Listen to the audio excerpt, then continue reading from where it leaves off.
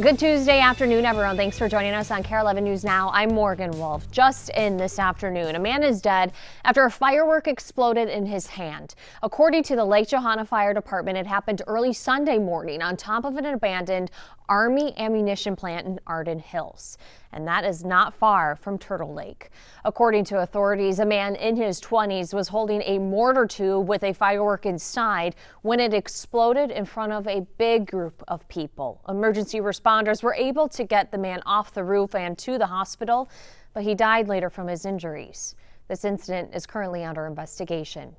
Happening right now in northwest Minnesota, cleanup is underway after a suspected tornado overnight left behind a path of destruction in Detroit Lakes. Just take a look at this video of first responders moving through a hard-hit neighborhood. You can see all of the debris scattered everywhere, the snapped trees right there, windows blown out, and power lines knocked down. Also, trees uprooted and snapped in half. This building appears to have parts of its roof ripped off. Well, intense storms drenched huge portions of the country overnight. Parts of the Northeast were soaked with 6 inches of rainfall. NBC's Aaron McLaughlin is in Connecticut with more. This morning, millions of Americans are wringing out after torrential downpours struck the mid-Atlantic and the Northeast, submerging cars and snarling traffic. In Ocean Township, New Jersey, terrifying surveillance footage shows the moment part of the roof of a BJ's wholesale club collapsed, sending a wall of water and debris into the aisles. Miraculously, authorities say no one was injured. On the Jersey Shore, floodwaters turned streets into watery canals, and in Long Branch, first responders helped a woman and child to safety. Here in New York, Brooklyn's famous Coney Island was drenched by over half a foot of rain. The latest downpours came as folks were still dealing with the aftermath of a wild holiday weekend. In Paramus, New Jersey, a street lined with 75-year-old sycamores came crashing down over the weekend, one falling between 2 homes in a near miss. And crews worked all day to restore power despite the rain, with more than 350,000 people across the Northeast in the dark Monday night. Now, to put all of this in perspective, New York normally only gets about 4.5 inches of rain for the entire month of July. But yesterday, in some places, they saw more than 8 inches of rain. That is a month to 2 months worth of rain in just a few days. Thankfully, today it's expected to dry out in the New York area, but there's more rain on the way for New England. Back to you. Well, new this afternoon, a big change is coming to the Twin Cities Marathon starting next year. The run will happen later in the fall, moving away from the traditional run of the first Sunday of October.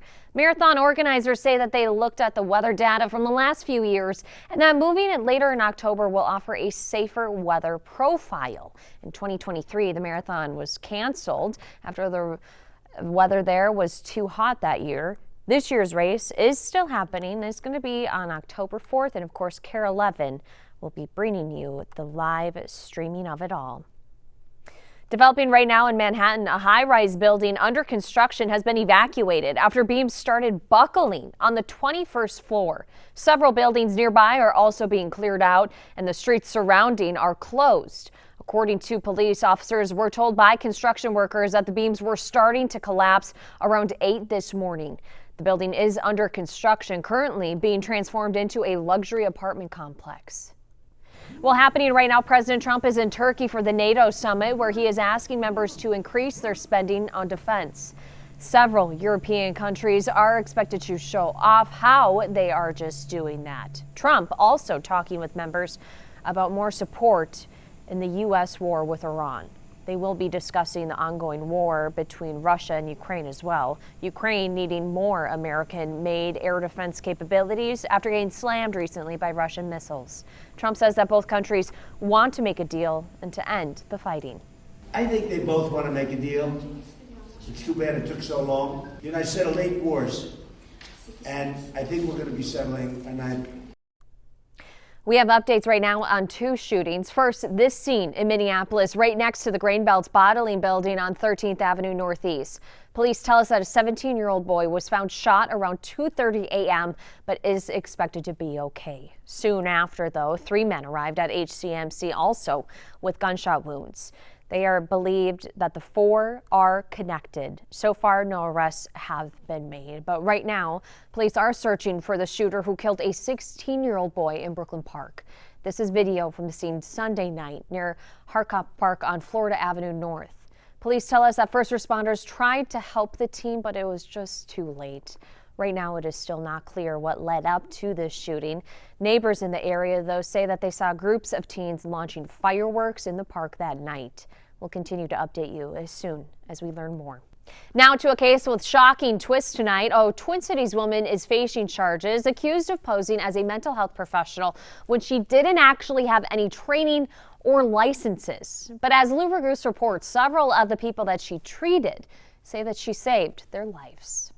Life is stable and happy now for Caitlin Clevin, but it wasn't that way in 2019. I had gotten hit in the back of the head with a weapon, a gun, so yeah. Suffering abuse and in the throes of addiction, she went to Southeast Human Services in Fargo for treatment, where her addiction counselor was Christine Pryor. And she was specializing in the traumatic brain injury stuff, which is kind of crazy Because last year, Pryor pleaded guilty to theft by deception in North Dakota, admitting impersonating real drug counselors and forging her degree and all her credentials. Pryor is now charged with doing the same thing in Minnesota, posing as licensed and reputable therapists Christine Martinick and Christine Weisner. I think when you're in that state and you're like reaching out for help, it's pretty bad, and you have these medical professionals, you'll listen to anything they tell you. The reason why it upsets me is because like the things that like she did could have affected my treatment and end goal there, you know. While Clevin is upset by what Pryor did, Antoinette Rodriguez, a patient of Pryor's at the Lotus Center in Moorhead, sees it differently. I mean, did she sound like she knew what she was doing? Oh, yeah. And did she help you at all? Yes, tremendously. When I went to treatment, I was very suicidal. Very suicidal. Suicidal and addicted to drugs in 2022, Rodriguez firmly believes she would not be here today if not for the woman who posed as a licensed drug therapist. What she's done for me, I can only speak on that. And that woman, whether she was a doctor or not, which I don't know, she saved my life. Well, happening tonight, the Falcon Heights community will come together to remember Philando Castile 10 years after he was shot and killed by a St. Anthony police officer. This is video from Candlelight Vigil last night near the site of that shooting. Tonight at 5 p.m., the community will celebrate Unity Day outside of the Falcon Heights City Hall. There will be games, food, live entertainment, and it's all free of charge. Castile's family will also be there. This summer, Democratic Socialist candidates have been gaining attention by winning Democratic primary races all across the country. But are those progressive candidates viable here in the Midwest? We're about to find out in Wisconsin, which has a key primary for governor coming up next month. Here's Danny Spiewak.